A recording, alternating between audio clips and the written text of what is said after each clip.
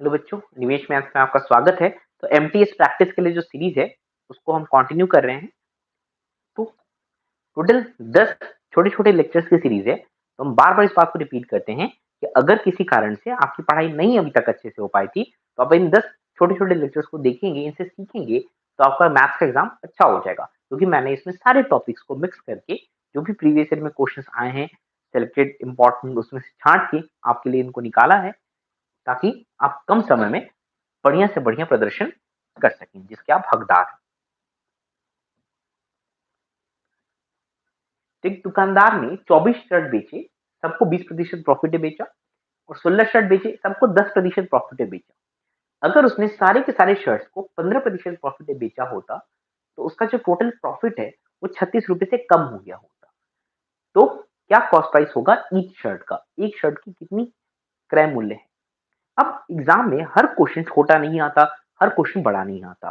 कुछ क्वेश्चन थोड़े बड़े होते हैं जिसमें थोड़ा समय लगता है, कुछ क्वेश्चन काफी छोटे भी होते हैं। तो हमारा काम ये होता है, जो मैं बार बार आपको समझाने की कोशिश करता हूँ, कि जो छोटे छोटे क्वेश्चन हैं उनको फटाफट कर लो, ताकि बड़े बड़े क्वेश्चन जब आने की नौबत आए ना, तो आपको अच्छे से टाइम स्पेंड करने का वहां मौका मिले। ठीक है। तो 24 20% प्रॉफिट, ऐसा करते हैं 100 यूनिट का मान लेते हैं, 100 यूनिट का कॉस्ट प्राइस मान लेते हैं, है ना। 100 यूनिट का कॉस्ट प्राइस मान लेते हैं। तो 20 मिनट का फायदा है एक शर्ट पे, तो 20 इंटू 24, है ना। 100 यूनिट का सीपी मान लो, आप 100 यूनिट का बेटा जी सीपी मान लो, तो 20 मिनट का प्रॉफिट हो गया। तो 24 इंटू 20, ये 24 शर्ट्स पे टोटल प्रॉफिट की मात्रा हो गई। 16 शर्ट पे हर पे 10-10 यूनिट का प्रॉफिट है, क्योंकि 100 यूनिट आपने सीपी मान लिया है, तो 10% प्रॉफिट मतलब 10 यूनिट हो गया। तो 16 यूनिट पे, 16 शर्ट्स पे हर पे 10-10 यूनिट लगेगा, तो 16 गुणे 10, इतना प्रॉफिट इन 16 शर्ट्स की मदद से हो जाए। अगर सारे के सारे शर्ट्स को 15% में बेचा होता, सारे के सारे शर्ट्स को 15% बेचा होता, तो पूरे जो प्रॉफिट मार्जिन है 36 से कम हो गया होता, है ना। तो कितने से इसमें कितना हो रहा है, ये कितना आ रहा है, व्हाट इज दिस, ये आ रहा है 480 और 160, 640 हो रहा है। इसमें 640 यूनिट का प्रॉफिट हो रहा है। अगर उसने 40 के 40 को 15 के यूनिट पे 15 यूनिट के मार्जिन पे बेचा होता प्रॉफिट पे, तो 600 यूनिट का प्रॉफिट होता। तो 40 कम हो गया, है ना, 40 कम हो गया। अब सोचो ना कि 40 कम हो गया है, जबकि होना चाहिए था 36। मतलब आपने जो स्केल माना है उसमें 40 यूनिट का जो मान है, उसमें 40 यूनिट का जो मान है बेटा जी, वो 36 है। तो आपकी सीपी कितनी यूनिट है? एक शर्ट की सीपी कितनी है? 100 यूनिट है। तो 40 यूनिट का मान अगर 36 है, तो जो 100 यूनिट से बच्चे मेरे, 100 यूनिट का मान हो जाएगा 36/40 फ्रैक्शन में, और फिर 100 से गुना कर दोगे इसको। हिसाब सा दिखता है कि 90 रुपए वास्तविक कीमत आ जाएगी एक शर्ट की। तो क्या करा हमने, हमने एक शर्ट का सीबी 100 यूनिट मान लिया। 100 यूनिट माना, 20 यूनिट का प्रॉफिट, 24 शर्ट से 20 यूनिट, 480 का ये हो गया। 16 शर्ट से 10-10 यूनिट, 160 का वो हो गया। 480 160, 640 यूनिट का प्रॉफिट हो गया पूरा। 40 के 40 शर्ट को अगर 15 यूनिट के प्रॉफिट में बेचा जाता, तो 600 यूनिट का प्रॉफिट होता। तो कम हुआ ना प्रॉफिट दोनों सिनेरियो में। कितना कम हुआ बच्चा? 40 यूनिट कम हो गया, क्योंकि होना 36 रुपए कम चाहिए था। और 40 यूनिट का जो मान है वो 36 रुपए के बराबर है ना। 40 यूनिट का जो मान है बेटा जी, वो 36 रुपए के बराबर है। तो 100 यूनिट जो कि एक शर्ट की सीपी है, उसका मान आप आराम से निकाल सकते हो। ठीक है। हाँ, ऑफ कोर्स बहुत छोटा क्वेश्चन नहीं है, लेकिन आप थोड़ा स्पीड में करेंगे और बाकी क्वेश्चन, इससे आसान वाले क्वेश्चन को फटाफट कर चुके होंगे, तो ये क्वेश्चन भी करना कोई बड़ी बात एग्जाम में नहीं हो। चलिए इस क्वेश्चन को देखते हैं। एक्स ने वाई को बेचा 50%, वाई ने जेड को बेचा 50% लॉस पे। एक्स ने 12,000 पे खरीदा, ये आसान सा प्रश्न हुआ, सीधी सीधा हिसाब, एक्स का दे भी दिया। एक्स ने 12,000 पे खरीदा है, उसने 50% प्रॉफिट पे बेचा। यार 50% प्रॉफिट मतलब इस पे और 50% बढ़ा के बेचा। 50% कितना होता है बेटा जी? 50% आधा होता है। तो इस पे आधा कर दो, 6,000 बढ़ा दो, हो गया 18,000 ना। 50% होता है 6,000, तो बढ़ा दो 18,000। अब इस पे 50% घटा के बेचा है ना, इस पे 50% इस घटा के बेचा। 50% घटा के बेचना मतलब आधा कम करके देना। भाई 18,000 का आधा कम करके दोगे तो 9,000 हो जाएगा। तो फाइनली ये आ गया ना। और अब बोल के समझाने में भी शायद मिनट भी नहीं लगा होगा, तो आप अपने लिए करोगे बिना समझाए किसी को, तो और कितने सेकंड्स में क्वेश्चन हो जाएगा। और ऐसे ही आपको बेटा जी करना है, ऐसे ही मेरे प्यारे सारे बच्चे आपको करना है। Is the mean of 5 numbers. 5 numbers का मीन 2.4 है। 5 नंबर्स का मीन अगर 2.4 है तो 5 नंबर्स का जो टोटल है वो 2.4 गुना 5। तो 1 plus 2 plus 3 plus 5 plus x का जो टोटल है ना बेटा जी, वो 2.4 गुना 5, 2.4 गुना 5 मुझवानी हो जाएगा। वैसे मुझवानी ऐसे भी हो सकता था, लेकिन अब तो और हो ही जाएगा। ये 12 हो गया है ना, ये 12 हो गया, 6 5 11, तो x को 1 होना पड़ेगा। देख रहे हो, पहला प्रश्न ने थोड़ा टाइम लिया, लेकिन बाकी प्रश्न देख रहे हो, उसके बाद 2 लगातार प्रश्न कितने सिंपल सिंपल वाले हैं। वही मैं बार बार समझाने की कोशिश करता हूँ आपको। 15 दिनों में एक काम कर सकते हैं, 8 घंटे काम करते हैं। ठीक है, 15 में एक काम कर सकते हैं, 15 दिन में 8 घंटे काम करते हुए, तो 2 गुना काम करना है ना, 2 गुना काम करना है 20 दिनों में। n man can do twice the work in 10 hours a day, तो n कितना है, तो 2 गुना काम 20 दिनों में। तो इसमें ना आप एक ऐसा करो, जो मैन जो काम है ना, उसके हिसाब से हम क्या कर सकते हैं, हम 15 दिन में 15 काम करना है, तो मैन आवर्स निकाल लेते हैं, कितना मैन आवर्स टोटल लग रहा है। तो मैन आवर्स कितना लग रहा है, 15 लोग 15 दिन तक काम कर रहे हैं 8 घंटे, ये मैन आवर्स हो, टोटल मैन आवर्स हो। ठीक है, अब एन मैन को 2 गुना काम करना है, एन मैन को 2 गुना काम करना है, तो ये जो काम है ना, ये जो मैन आवर्स का काम है, पहले तो उसको 2 गुना कर दो, पहले तो उसको 2 गुना कर दो। तो मैन आवर्स का कॉन्सेप्ट है, मैन आवर्स का कॉन्सेप्ट क्या होता है, देखो समझो, अगर 4 आदमी 5 घंटे मिला के एक साथ काम करते हैं, तो 4 आदमी मिलकर काम कर रहे हैं, 5 घंटे लगते हैं। तो अगर एक आदमी को दोगे तो उसको 20 घंटे लग जाएंगे काम करने में, 4 गुना 5। या अगर आप 20 आदमी लगा दोगे तो एक ही घंटे में काम हो जाएगा। ये होता है मैन आवर्स का कॉन्सेप्ट। आया समझ, 4 आदमी मिलके काम करते हैं एक काम, तो 5 दिन में हो रहा है, तो 20 मैन डेज का कॉन्सेप्ट हो गया। अब आवर्स है तो आवर्स पे मल्टीप्लाई कर सकते हो, कॉन्सेप्ट एक ही है, मैन डेज में समझ लो पहले। तो इसका मतलब है सिंपल, कि अगर 20 दिन में अगर 20 आदमियों से काम कराओगे तो एक ही दिन में काम हो जाएगा, या एक आदमी से काम कराओगे तो उसको 20 दिन लग जाएंगे उसी काम को, या 10 लोगों से काम कराओगे तो 2 दिन लगेंगे, है ना, 2 लोगों से काम कराओगे तो 10 दिन लगेंगे। तो मैन और टाइम को मिला के जो प्रोडक्ट है ना, वो सेम रहेगा अगर काम सेम है तो। अब इस टाइम में आवर्स भी लगा दिया तो कोई बात नहीं, आवर्स मल्टीप्लाई कर दो, इसका मतलब है कि मैन आवर्स में चले जाओ, मैन डेज की जगह। तो मैन आवर्स या मैन डेज एक काम को डिनोट करता है। दूसरे सिनेरियो में डबल काम करना है तो मैन आवर्स को भी डबल करना पड़ेगा, और वो बराबर होगा एन मैन, एन नहीं पता हमें, गुना 20 दिन तक काम करें 10-10 घंटे।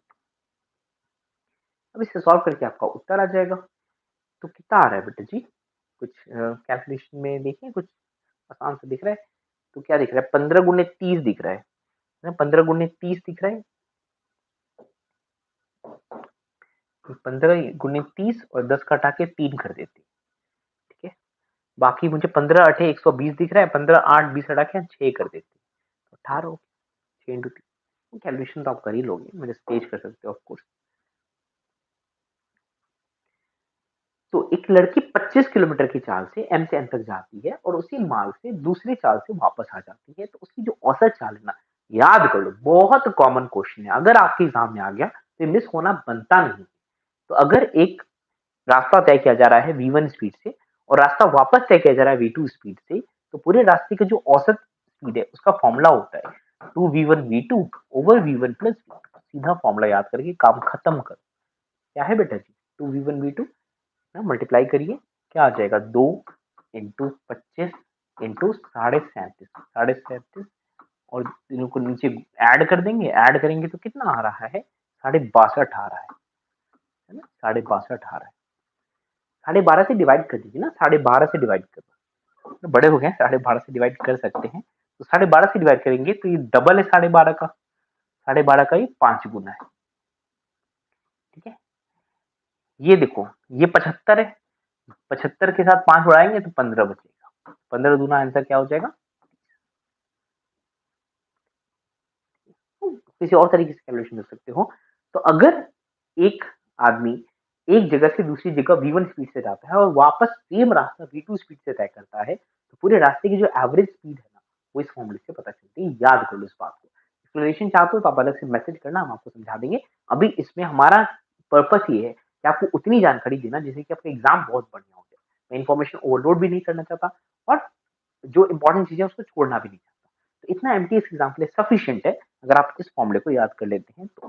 बाकी अगर कॉन्सेप्ट जानना चाहते हैं मैं बस एक बार बता देता हूँ। कॉन्सेप्ट ये होता है बेटा, एवरेज स्पीड होता है total distance upon total time. तो आप ये देखिए कि दूरी कितनी तय की गई है, समय कितना लगा है, वो एवरेज स्पीड आपको बता देगा। एक आइटम को जिसका 1000 रुपए स्टिकर चिपकाया गया है और उसको 2 सक्सेसिव डिस्काउंट के बाद बेचा जा रहा है। 2 सक्सेसिव डिस्काउंट मैंने आपको सिखाया हुआ है, क्या करते हैं, इफेक्टिव डिस्काउंट निकाल लो इसका। इफेक्टिव डिस्काउंट क्या है, 10 प्लस 15 माइनस 10 गुणे 15 बटा 100। तो ये 25 आ गया, 25 माइनस 1.5 आ रहा है, देखो 1.5, 25 माइनस 1.5 कितना हो गया, 23.5। ठीक है, तो 23.5% का डिस्काउंट हुआ है। तो 1000 का 23.5% होता है 235 रुपए। तो 1000 के समान में 235 का अगर आप डिस्काउंट दोगे तो बेचने की कितने में बेचने वाले हो आप, 765 रुपए। ठीक है, तो सीधा सक्सेसिव डिस्काउंट से आप इक्विवेलेंट डिस्काउंट निकालो। अगर 2 सक्सेसिव डिस्काउंट है ना, तो डिस्काउंट कितने का पड़ा है वो बताओ, फॉर्मूला होता है पहला डिस्काउंट, दूसरा डिस्काउंट ऐड होता है और बाकी दोनों डिस्काउंट मल्टीप्लाई होकर 100 से डिवाइड हो जाता है। ये फाइनल डिस्काउंट है जो आपको मिला है इस सक्सेसिव डिस्काउंट की स्कीम में।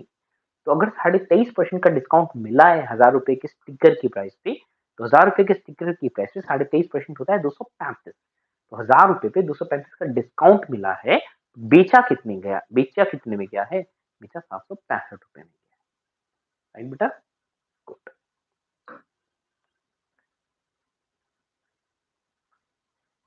अभी और मोनो की सैलरीज का रेशियो दिया है, अगर उनकी सैलरीज अलग अलग क्वांटिटी से बढ़ती है तो बताओ कि अब उनकी सैलरी का नया रेशियो क्या होगा। 6 और 11, देखो 10% तो बहुत सिंपल है, 10% तो 1/10 बढ़ा दो, 6 का 0.6 बढ़ा के 6.6 कर दो। 12% में थोड़ा सा पंगा पड़ेगा, तो हम ऐसा कर लेते हैं ना कि 6/11 को हम 600 और 1100 सोच लेते हैं, क्या प्रॉब्लम है। 6/11 को हम 600 और 1100 सोच लेते हैं। ठीक है, 6/11 ही तो है, इसको 10% से बढ़ाना है। 10% बढ़ाना मतलब 600 का 60 बढ़ा देना, 10% 1/10 होता है ना, 600 का 60 बढ़ा देना तो 660 कर देना। 12%, 12% निकाल लोगे, वैसे तो वर्बली निकाल सकते हो, 12% अगर आप इसका अलग से निकालना चाहोगे तो परसेंट हटा के 100 नीचे आ जाता है और मल्टीप्लाई हो जाता है। तो बेसिकली 132 और ऐड करना है बेटा जी, 132 ऐड करेंगे तो 1232 आएगा नहीं। अब इसका जो इसको जो आएगा सॉल्व करके इसको आएगा। ठीक है, सॉल्व करके क्या दिख रहा है, तो 5/3 तो नहीं हो सकता क्योंकि एक से तो छोटा ही है पक्का, है ना, 5/3 तो नहीं हो सकता। बाकी क्या लग रहा है, 660 का डबल कितना होता है, 660 का डबल होता है 1320। तो डबल 1320 से ही थोड़ा सा कम है, मतलब फ्रैक्शन आधे से तो ज्यादा है, आधे से ज्यादा है और इतना ज्यादा तो नहीं है, ये तो नोट हो गया, नहीं इतना अधिक तो नहीं। 23 तब होता, 17-23 तब होता है, तो कुछ 23 से हम इसको कैंसिल कर रहे होते, 23 का तो कोई फैक्टर लग नहीं रहा ना, या 23 17 निकाल लेते हैं। तो अगर इसको क्या करें हम, 2 से 8 से कैंसिल कर दें, 8 से कैंसिल करेंगे नहीं, 8 4 से कैंसिल कर देते हैं, 4 से कैंसिल करो तो 165 है ना, 165, 4 से कैंसिल किया तो 165 आ गया और 4 से कैंसिल किया तो 308 आ गया। ठीक है, 4 से कैंसिल किया तो 165 और 308 आ गया। अब 165 किससे जाएगा, 11 से जाएगा, और 11 दोनों को 11 दिख रहा है, दोनों 11 से जाएगा, 11 से लेकर जाइए, ये 15 होता है, वही 28 होता है।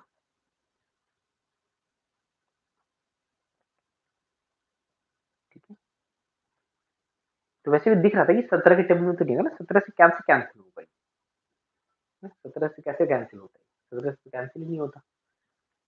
ठीक है, तो कोई चीज से कैंसिल करके 17 आएगा, मतलब 17 की गुणज होना चाहिए ना, 17 गुणज तो है ही नहीं, वहां से भी आप सीधा वेरीफाई कर सकते थे, ये भी कर सकते थे कि एक से तो कम ही होगा, तो 5/3 हट गया, आधे ये 12/13 तो बहुत एक के पास का नंबर है, नहीं एक के पास नहीं होगा, आधे से थोड़ा सा बड़ा होगा, अंदाजे से पता चलता है। क्यों, ये 1320 होता है ना, तो आधा होता, नीचे का पार्ट अगर छोटा करते तो फ्रैक्शन थोड़ा सा बड़ा होता है, तो ये आधे से थोड़ा सा बड़ा है, तो 12/13 तो नहीं हो सकता, इन दोनों में से मामला फंसता है। तो इसमें भी वैसे भी दिखता है कि 15/28 थोड़ा सा क्लोज है आधे के, तो यही बेटर आंसर है। फिर भी एक और तरीका है देखने का, कि 17 से तो कैंसिल ही नहीं होगा 660, तो वो तो हो ही नहीं सकता, सीधा ये आंसर। बाकी और तसल्ली करना चाहते हो तो जो हम पूरा कैलकुलेशन करके देख सकते हो। तो टूल किट हमारे पास सारे होने चाहिए, फटाफट देखने की एबिलिटी होनी चाहिए, ये ट्रिक्स पता होनी चाहिए, चालाकी सब पता होनी चाहिए। अब जो एग्जाम में फिट बैठेगा सिनेरियो वो हम अप्लाई करते हैं, है ना।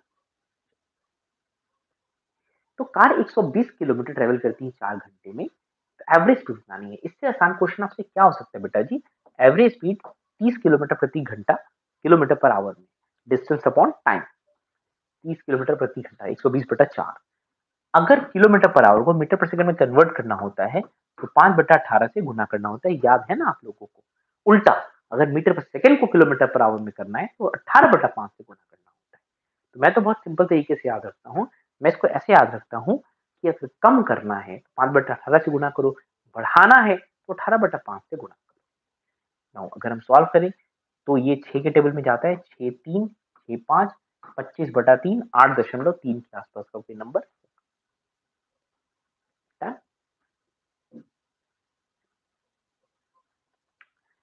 दिया है कि कुछ नंबर्स प्रोपोर्शन में, प्रोपोर्शन में क्या मतलब बेटा जी कि 256 और के का जो अनुपात होगा ना, वही अनुपात के और 81 का होगा।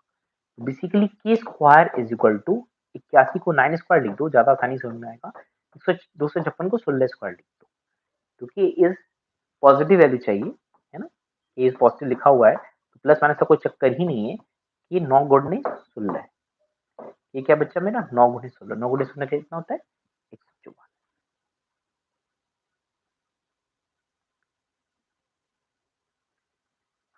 सिंपल कैलकुलेशन, सिंपल मैनिपुलेशन, लेकिन हल्के में नहीं लेना है।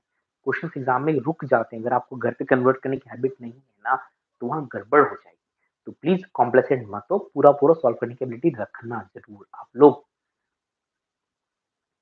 तो 5/11 ऑफ 3/7, ऑफ मतलब क्या होता है मल्टीप्लाई होता है, बॉड मास में एल बॉड मास होता है, लाइन तो है ही नहीं, ब्रैकेट भी नहीं दिख रहा, तो ऑफ से शुरू होगा, पहले ऑफ की कहानी होगी, मल्टीप्लाई कर दो, कैंसिल तो नहीं होगा, 15/77 प्लस, ठीक है। अब गुणा बाद में होता है, इसे गुणा कर सकते हो, पता है आपको, इससे कोई दिक्कत नहीं है, लेकिन फिर भी चलो ऐसा करते हैं, इस डिवीजन को भी गुणा में कन्वर्ट कर देते हैं। अब ठीक है, अब फटाफट से कैलकुलेशन वगैरह करके आप आंसर निकाल सकते हो बेटा जी। यहीं पे कर लीजिए, ये क्या हो रहा है, 7 से डिवाइड करें 3, ये 5, ये 5/3 हो रहा है, माइनस ये कितना हो रहा है, यहाँ से 2 जा रहा है, ठीक है, यहाँ से 2 हो रहा है, 11 से कटेंगे तो 2 और 3, 3/4, और ये 15/77 है, इसका कुछ स्कोप लग रहा है क्या, इसका तो शुरू में स्कोप ही नहीं, पहले ही नहीं था सारे, हाँ ऐसे ही है। तो 77 3 और 4 है, 3 और 4 का होता है 12, 12 और 77 का मुझे नहीं लगता कुछ भी कॉमन है, तो 77 इंटू 12 तो नीचे होगा, आई थिंक उसी से पता चल जाएगा, हम उसी से पता चल जाएगा ना। सब नीचे नीचे क्या होगा, नीचे 77 गुना 12 होगा, ऊपर छोड़ो पहले, 77 गुने 12 में आखिरी में 2 साथ करोगे तो 84 का 4 तो आएगा, आखिरी में 4 सिर्फ इसमें है, बस और कुछ देखने की जरूरत। तो सिर्फ हमें प्रॉपर रिवीजन ही नहीं करना है, हमें थोड़ी चालाकी भी सीखनी है। एग्जाम में नंबर से मतलब है बेटा जी, एग्जाम में नंबर से मतलब है। ऑल्दो मैं खुद मानता हूँ इस बात को कि नॉलेज का कोई बराबरी नहीं कर सकता, अगर आपको चीजें ढंग से आती हैं तो उसका कोई तोड़ नहीं, इतने तो स्मार्ट होने चाहिए ना आप। अगर सामने से क्वेश्चन दिखा रहा है, यार पूरा सॉल्व करने की बजाय आप आंसर मार्क कर सकते हो, तो why not take the advantage, फायदा क्यों नहीं उठाओगे, क्योंकि बाकी उठा लेंगे ना, आप नहीं उठाओगे तो। प्लीज बेटा जी वीडियोस को देखिए, अच्छे से सीखिए, प्रैक्टिस करिए और पूरा पूरा फायदा उठाइए। Increase in the volume of A cube of 1 unit H, अगर सारे एच को ट्रिपल कर देते हैं तो इनिशियल जो वॉल्यूम है 1 यूनिट का सीधा 1 ही आ जाता है, 1 क्यूब। अगर ट्रिपल कर रहे हो आप तो 3 का क्यूब आ जा रहा है, 1 का क्यूब 1, ये 27, 27 और एक में बढ़ोतरी कितनी हुई है, 26 की बढ़ोतरी है, कुछ लोग गलती से 27 मार्क कर देंगे। सबसे साफ साफ पूछा है इंक्रीज कितने है, बढ़ोतरी कितनी है। भाई आपकी सैलरी 1 लाख रुपए थी, अब 40,000 की बढ़ोतरी हुई है, तो 1,40,000 हो जाएगी ना। डिफरेंस देखोगे ना दोनों का, 1 और 27 का अंतर देखोगे ना, कि 27 भी आंसर में आप मार्क कर दो। इतना केयरलेस तो होना अफोर्ड नहीं कर सकते ना बेटा जी आप।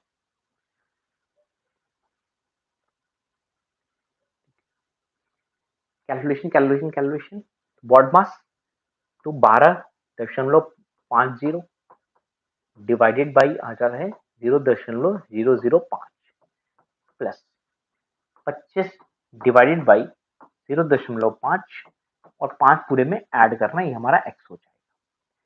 देखो डेसिमल हटता है तो 0 नीचे आ जाते हैं, इसका डेसिमल हटाएंगे बच्चा, 3 डेसिमल हटेगा, यहाँ से 2 डेसिमल हटेगा, इफेक्टिवली एक 10 ऊपर रह जाएगा।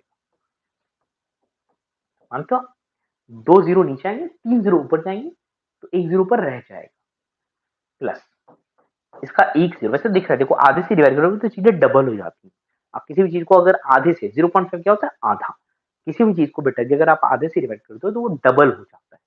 वैसे 50 दिख रहा है, लेकिन चलो कोई बात नहीं, कैलकुलेशन कर लेते हैं। तो ये 2500 दिख रहा है, 2500 है, मुजवानी कर लो, ये 2500 है, बिना लिखे भी कर सकते हैं, 2500 है, ये 50 है और ये 5 है, तो 2555 आपका आंसर हो जाएगा। सिंपल है। 2 और x का जो अनुपात है 4 और 28 का भी वही अनुपात है। यहाँ लिखता है 1/7 है, इससे 7 से गुणा करके आ रहा है, इसको भी 7 से गुणा करके सीधा 14 आ जाएगा ना, बिना लिखे कर सकते हो बेटा जी। अब देखो ना, ऐसे देख लो, इसका इसका आधा है तो इसका भी आधा होगा, ऐसे देख लो, इसका आधा है तो इसका भी आधा, इसका 7 गुना करा तो इसका भी 7 गुना करना पड़ेगा, जैसे मर्जी आपको ठीक लगे।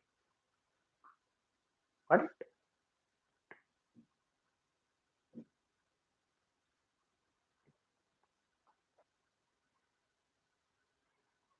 6 स्टूडेंट्स का शुरू में जो एवरेज मार्क्स था 110 था, मतलब टोटल जो मार्क्स था शुरू में वो 660 था, है ना। क्या एवरेज को टोटल एवरेज को नंबर ऑफ क्वांटिटी से मल्टीप्लाई करते हैं तो टोटल आ जाता है ना। तो 6 लोगों का जो एक स्टूडेंट के 6 सब्जेक्ट्स का एवरेज 110 है, 6 सब्जेक्ट्स का एवरेज अगर 110 है तो 6 सब्जेक्ट का total 6 into 110 that is 660। Correct.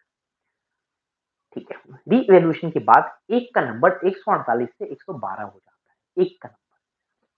ठीक है, तो बाकी का सेम रहता है। तो एवरेज मार्क्स टोटल निकालने की जरूरत भी नहीं थी। वैसे देखो 36 कम हुआ है, सीधी सी बात है, तो 36 कम हुआ है टोटल में, लेकिन है टोटल 6 सब्जेक्ट, तो एवरेज में सबको नुकसान सहना पड़ेगा, तो सबका नुकसान 6 का होगा। तो एवरेज जो पहले 110 था, तो 110 में 6 कम होके जो नया एवरेज है वो 104 रह जाएगा। कॉन्सेप्ट आया समझ में। देखो अगर ऐसे क्वेश्चन हो ना जिसमें कि एवरेज आपको दिया है और एक क्वांटिटी बदल दी जाती है, तो उस क्वांटिटी का जो इफेक्ट आया है वो सब में बांट दिया करो। तो 36 कम किया गया है, जो 36 कम किया गया है ना वो 6 सब्जेक्ट में बांट दो, 26/6, तो सब में 6 कम हो जाएगा। मेरे कहने का मतलब है कि पूरा एवरेज ही 6 से गिर जाएगा। तो अगर एवरेज पहले 110 था तो अब एवरेज 6 से गिर के 104 हो जाएगा। गुड।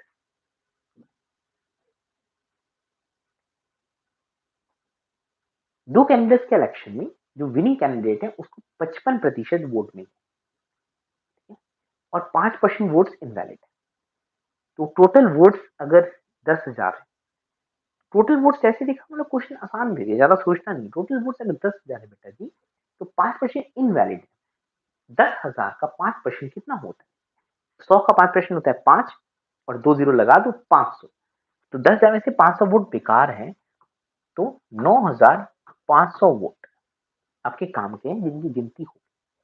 इसका 55%, ठीक है, इसका 55% मिला है जीतने वाले को, तो इसका 45% मिला है हारने वाले को, है ना। ये पूछा ना कितने वोट्स हारने वाले को मिले, तो दो ही कैंडिडेट हैं, तो जो वैलिड वोट्स होंगे वो जीतने और हारने वाले में बट जाएगा। वैलिड वोट्स पहले निकालिए अपने, इनवैलिड वोट्स हटा के। अब आपको दिख रहा है क्वेश्चन में कि 55% वैलिड वोट्स जीतने वाले को मिले हैं, तो इंप्लाइड है 45% वैलिड वोट्स हारने वाले को मिले। तो ये वैलिड वोट्स है, इसका 45% निकालेंगे तो हारने वाला मिल जाएगा ना आपको बच्चा। तो आपको गुना करना है। आखिर ये 5 है, आखिर ये 5 बहुत जगह है, तो इससे फायदा नहीं होगा, तो आप तो करना ही पड़ेगा। तो सिंपल ऐसे करो ना बेटा जी, कि अगर 100 डिवाइड कर दिया होता, है ना, 95 को लिख दो 100 माइनस 5, कैलकुलेशन समझा रहा हूँ, पता होगा आपको। 95 को 100 माइनस 5 लिख दिया, 45 से गुना करा, तो 45 100 तो आराम से दिख ही रहा है, 45 गुणे 5 225 होता है, तो 45 100 में से 225 उड़ा देंगे, तो 4275 आपका उत्तर रह जाएगा। कैलकुलेशन को फिर स्मार्टली क्या करो और पूरा पूरा सॉल्व आखिर तक क्या करो, अपने आप कैलकुलेशन अच्छी हो जाए। ठीक है, इन लेक्चर्स के माध्यम से और या जो भी आपने पहले खुद भी करा होगा उन सबको बार बार प्रैक्टिस करते रहोगे ना, ये जो कैलकुलेशन में जो समझदारियां हैं ये लगने लग जाती है, कोई बहुत बड़ी बात नहीं है।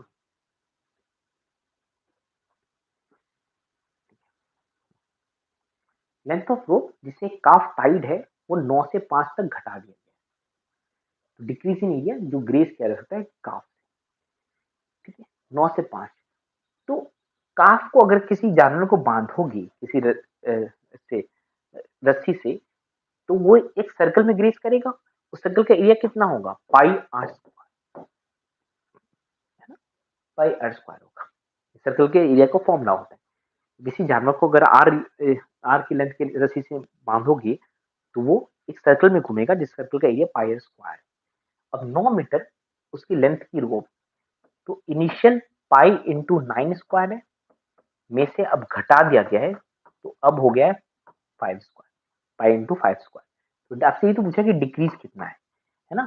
तो ये 81 पाई में से अगर हम 25 पाई हटा देंगे, है ना, 81 पाई में से, पाई को छोड़ो, 81 में से अगर 25 हटा देंगे तो कितना बचेगा, 56। तो 56 पाई बचेगा। तो पाई की वैल्यू रिप्लेस कर दीजिए, 22/7, 7 से 8 होता है, 22 और 8 176 मीटर स्क्वायर कम एरिया अब वो ग्रेस करेगा।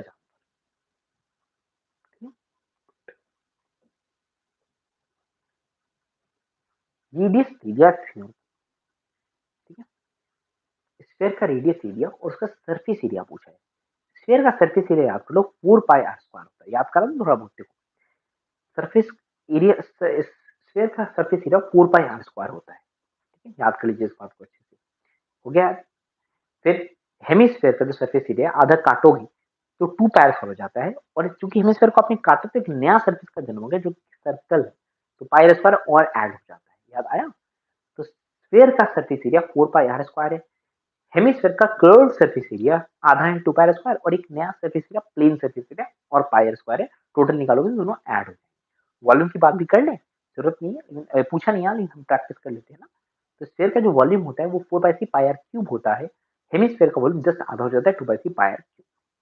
तो वॉल्यूम में सीधा सीधा आधा वाला हिसाब काम करता है स्फीयर हेमिस्फीयर में, लेकिन एरिया में थोड़ा ध्यान से किया करना बेटा। तो सरफेस एरिया पूछा, सीधा सीधा फॉर्मूला चिपकाना है, 4 पाई आर स्क्वायर, कैलकुलेशन आप कर लीजिएगा अपने, राइट।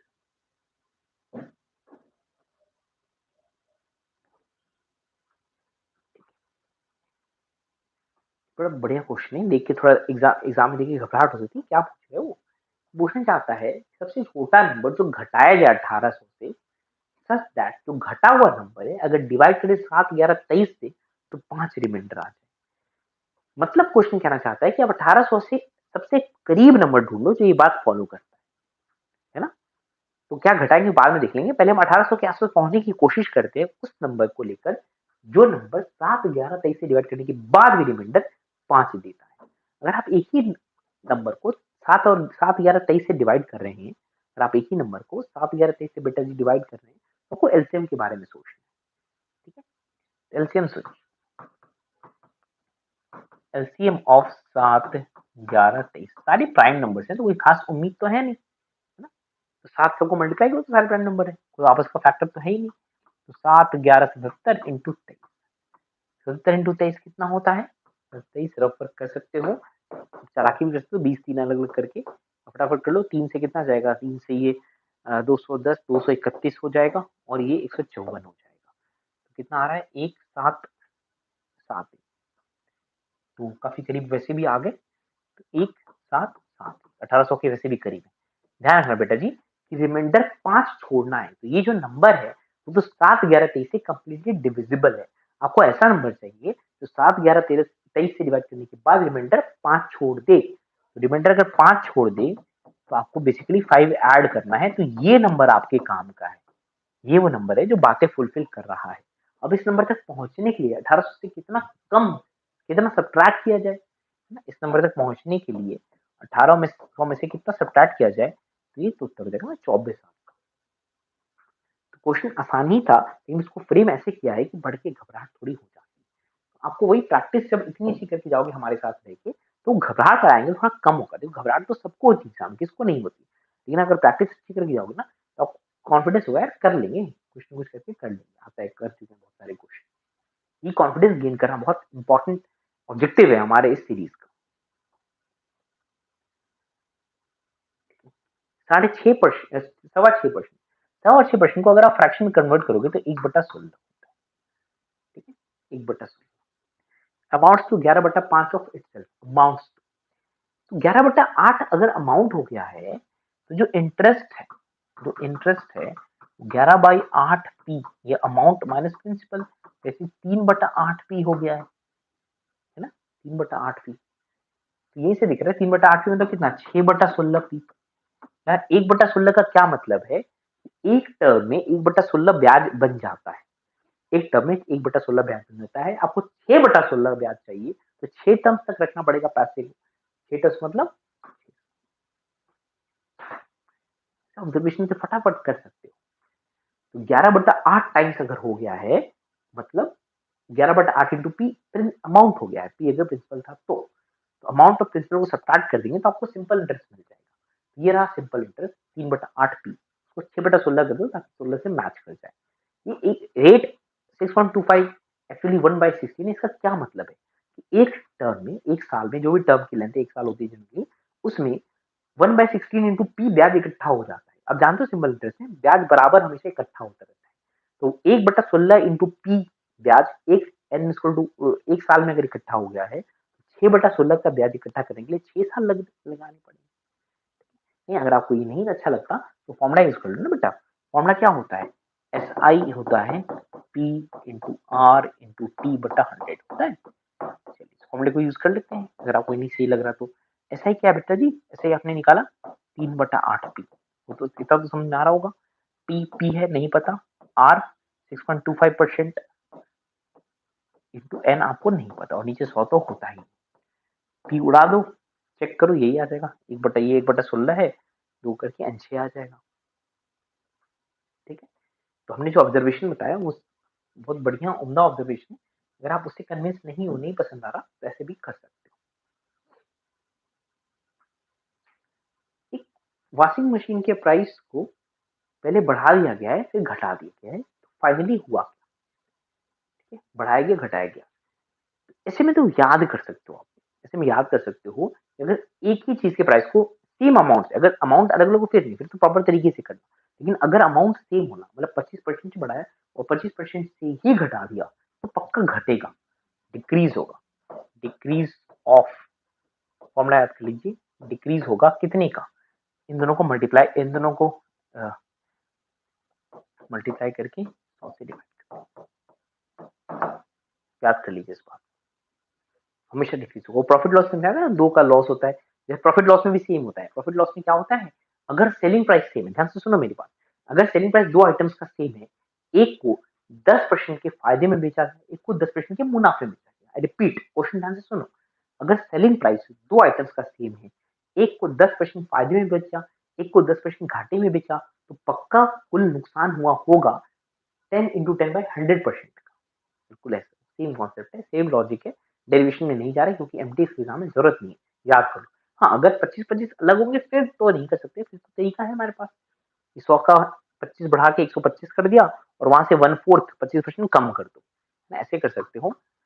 100 का 25% बढ़ा के 125 कर दो और एक 25% घटाना है तो 1/4 कम कर दो, 1/4, ठीक है, 1/4 कम करोगे तो 3/4 हो जाएगा एक्चुअली, 1/4 कम करोगे बेटा जी तो 3/4 हो जाएगा, ठीक है। या ऐसे कर लो, इससे भी बढ़िया कर लो, रुक जाओ ऐसे मत करो, और बढ़िया कर लो, आप फ्रैक्शन अवॉइड ही करो ना, फ्रैक्शन क्यों रखना चाहते हो, तो 1/4 1/4 का फैक्टर आ रहा है तो 16 यूनिट्स में मान लो, है ना, 16 यूनिट में मान लो, ठीक है, तो 16 यूनिट मान लो, 16 में 1/4 का इंक्रीज करो तो 16 में 1/4 का इंक्रीज 20 हो जाता है, 1/4 का डिक्रीज करो तो 15 हो जाता है, तो कुल मिला के एक कम हो गया है, जो एक कम हुआ है बेटा जी वो 16 के बेस पे हुआ है, इसको प्रतिशत में कन्वर्ट करने के लिए आप ऐसे कर सकते हो, तो 6.25% का डिक्रीज होगा।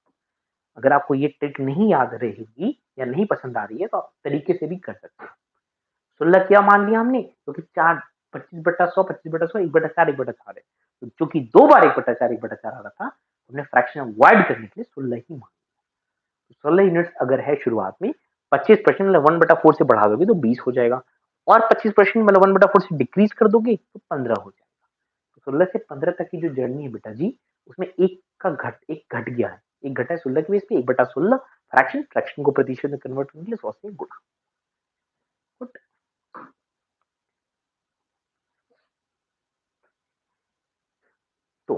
12 मैन 20 कर सकते हैं शॉल। ऐसे क्वेश्चंस में आप मैन डेज निकाल के एक मैन डेज निकाल लो एक शॉल की। टोटल मैन डेज 12 गुणे 9 है और शॉल 20 है। तो 20 शॉल के लिए अगर 108 मैन डेज हैं तो एक शॉल के लिए कम मैन डेज होंगे। कम के लिए डिवाइड, लॉजिकल बात है ना। 12 इंटू 9 मैन डेज, ये कितने के लिए? 20 शॉल्स के लिए। तो 20 शॉल्स के लिए अगर 108 मैन डेज है, एक शॉल के लिए कम मैन डेज होंगे, कम के लिए डिवाइड कर देंगे। ठीक है, मैन हमें नहीं पता कितने हैं, 27 दिन लग रहे हैं, मतलब 27 इंटू एक्स मैन डेज हैं और ये काम 25 शॉल के लिए करना है। 25 शॉल के लिए जो भी मैन डेज होंगे तो एक साल के लिए मैन डेज कम हो जाएंगे, कम के लिए डिवाइड कर दोगे। तो यहाँ से आप आराम से एक्स का मान निकाल सकते हो। कैसे निकाल लें? 9 से काट दिए तो 3, है ना, 9 से काट दिए 3, 5 से काट दिए तो 4, 5 से काट देंगे तो 5, राइट। 4 से उड़ा दे 3, 3 और 3 कैंसिल ही हो गए, तो आपका एक्स सीधा 5 दिख रहा होगा ना, बाकी सारा तो कैंसिल ही हो गया। ठीक है,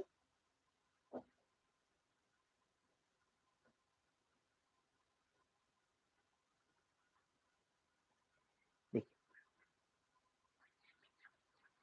समझिए बात को। ट्रेन अगर किसी पोल को या ट्री को क्रॉस करती है या किसी आदमी को क्रॉस करती है, मतलब बहुत छोटी सी चीज को क्रॉस करती है, तो एक तरीके से ट्रेन अपनी लंबाई खुद क्रॉस करती है। इस बात को आप याद कर लो। ट्रेन अगर किसी ब्रिज को क्रॉस करती है, प्लेटफॉर्म को क्रॉस करती है, दूसरी ट्रेन को क्रॉस करती है, तो ट्रेन अपनी लंबाई प्लस उस ब्रिज की, प्लेटफॉर्म की या उस दूसरी ट्रेन की लंबाई भी क्रॉस करती है। इस बात को भी समझ लीजिए। इस क्वेश्चन में ट्रेन 1000 मीटर लंबा एक ब्रिज क्रॉस करी 15 सेकंड और 1300 मीटर लंबा ब्रिज क्रॉस करी 19 सेकंड। तो दोनों ब्रिज का डिफरेंस है। इन दोनों ही केसेस में ट्रेन ने अपनी खुद की लेंथ तो कवर की होगी। दोनों ही केसेस में ट्रेन ने अपनी खुद की लंबाई तो कवर की होगी। तो आप ये बोल सकते हैं ना कि जो अंतर आया है 300 मीटर का, उसको कवर करने में ट्रेन को 4 सेकंड लग रहे हैं, है ना। तो 300 मीटर कवर करने में ट्रेन को 4 सेकंड लग रहे हैं। तो 1 मीटर कवर ट्रेन को 4 सेकंड लग रहे हैं।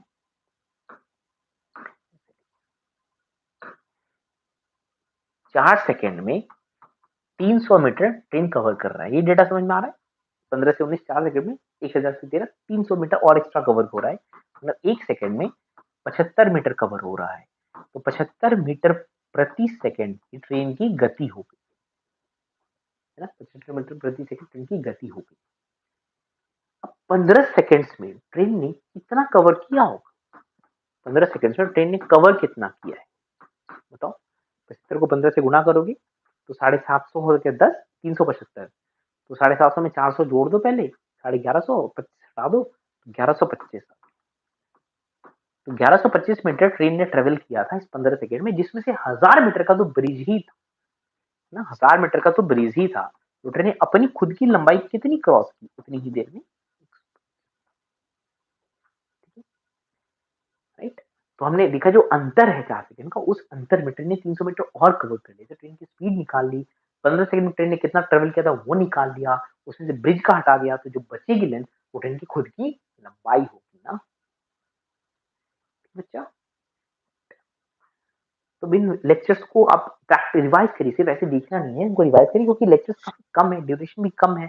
तो आप इन्हीं को बार बार देखिए, इन्हीं को अभी बार बार 10 लेक्चर्स को अगर बार बार देखेंगे, उनके क्वेश्चंस को ध्यान रख लेंगे तो एग्जाम में आप अच्छा कर ही लेंगे। Bye bye, take care.